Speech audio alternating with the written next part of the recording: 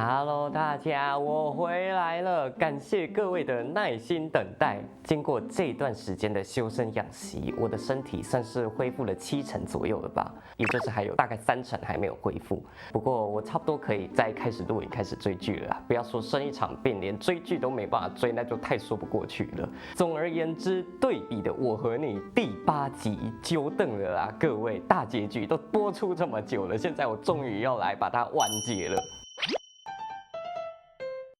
でも俺もう決めたからもう逃げないって。嫌がらせされてたトラウマがあって俺を好きになるのが怖かった。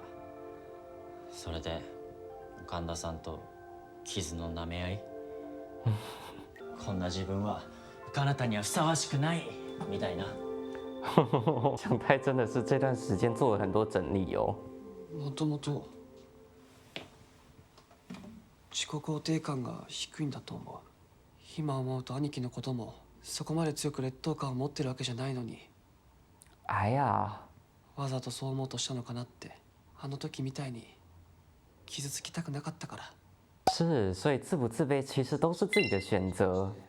俺に見えるアキラは俺の中のアキラでしかないし、たとえそれがハリボテでもアキラの一部だって思ってるよ。好会讲话哦，祥太。でも自分がよく分からなくなっちゃった。俺が暴いちゃおうかな。アキラの全部。やだ、何想像してんの。違う、そんなこと考えてない。そんなことって何ですか。いや、それでいいよ。アキラはこのままで。好温柔哦。無理に変わろうとしなくても。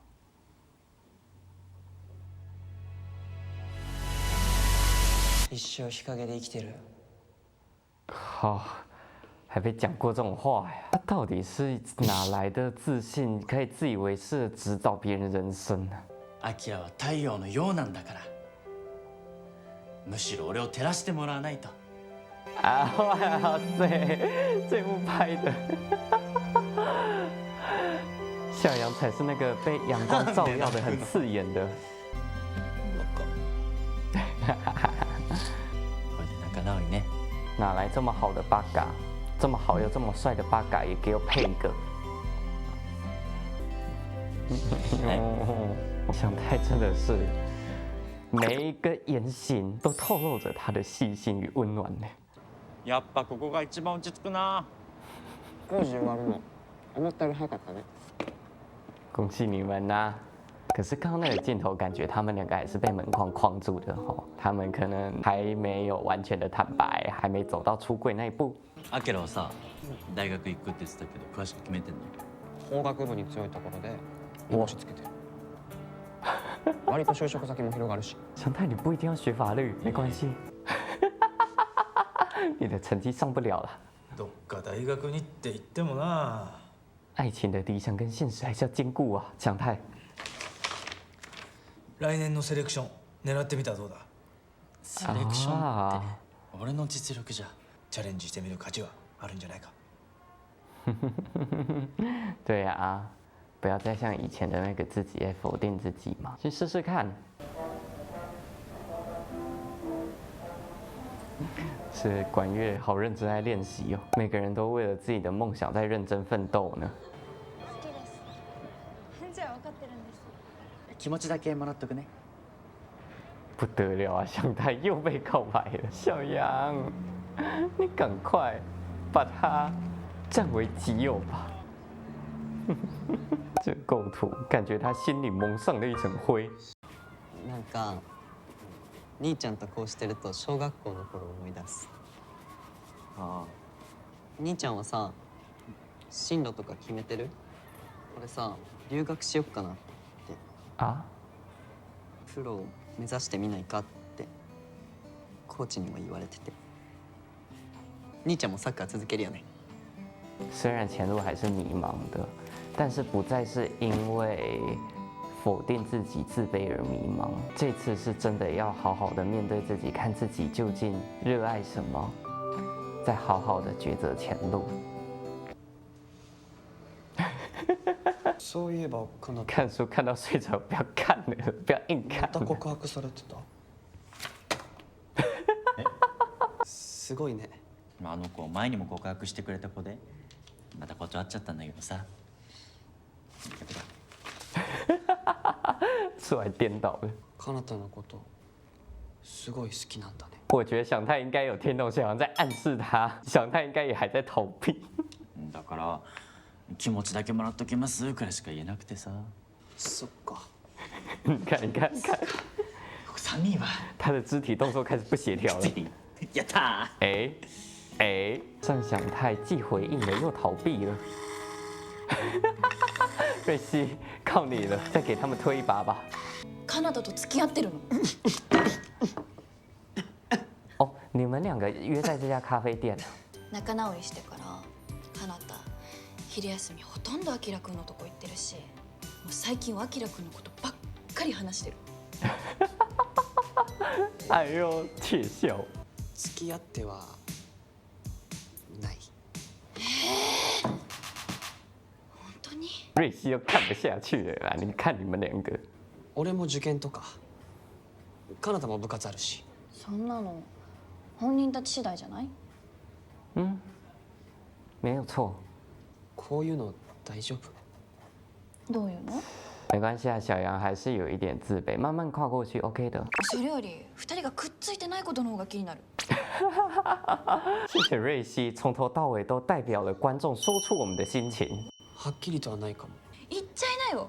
もうカナダ絶対喜ぶよ。俺はそれっぽいことは何度か言った気がするんだけど。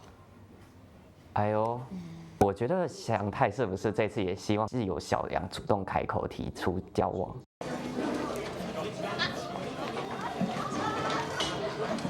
どうしよっかな。青山先輩いなくなっちゃうらしい。え、マジで？サッカーのスカートで学校辞めちゃうかもって。もう学校来る気ないじゃん。やった。哇，这次轮到小杨 man 一回了。かなたどこ行ったかわかる？告白ラッシュ。でもさっき出てったからまだ近くにはいるかも。是不是祥太设计什么？行ってくるね。我就知道，你们都串通好了吧？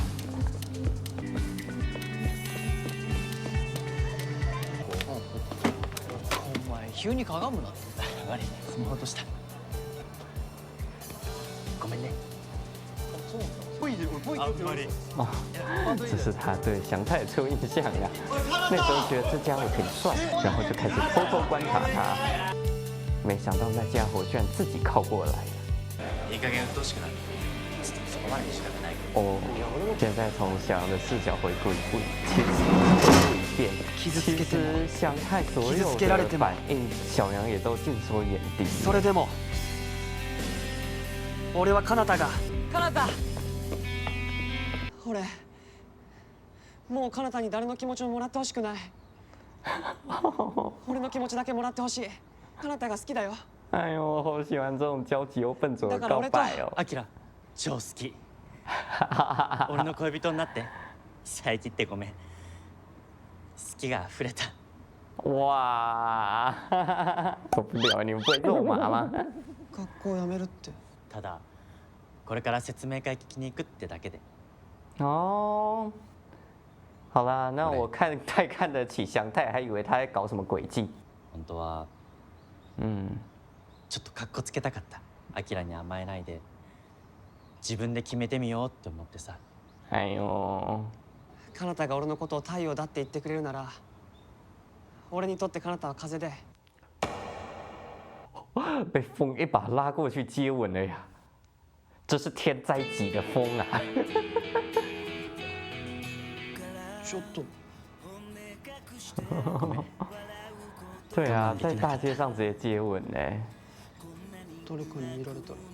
鈍く不安定だった僕らは今はっきりとした輪郭と違う色を持って混ざり合っていく。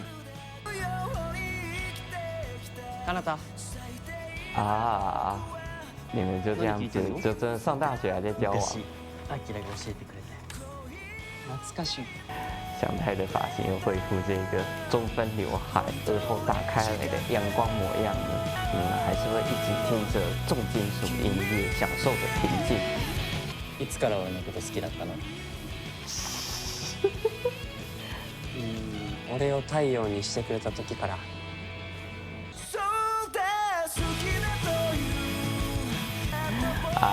所以这个片尾曲就是在说他们在这个故事后续的 happy ending 生活啦。两个人后来还在这边店这样子互相喂食，小杨也不再怕别人的眼光了哈。完结撒花，谢谢你历经千辛万苦，坚持陪我追完一部好剧了呀。最后也如我们所预料的，祥太用当初小杨对待他的那个温暖的方式接住了他，成为了照进了原本在阴暗的地方生活的小杨的一束刺眼的阳光啊。青春期那个敏感多思的年纪，就是会让你变得比较不自信，就是会让你做决定的时候瞻前顾后，有诸多的顾虑，没有办法干脆利落的往前进。可是到头来你会发现，其实一切都是自己的选择。你是要坦然的做自己，还是扭扭捏捏的因为别人的眼光，因为各种外部因素而影响那个快乐的自己？一切的决定权都在你的手上啊！就像这一集刚开头的那场对话，其实也让小杨终于想通了。是的，其实一直以来他的那些自卑，包括面对哥哥的自卑，那个都只是他自己一厢情愿的想法罢了。他真的那么讨厌哥哥吗？其实并没有，真的怨恨的可能就是那个糟糕的初恋对象吧。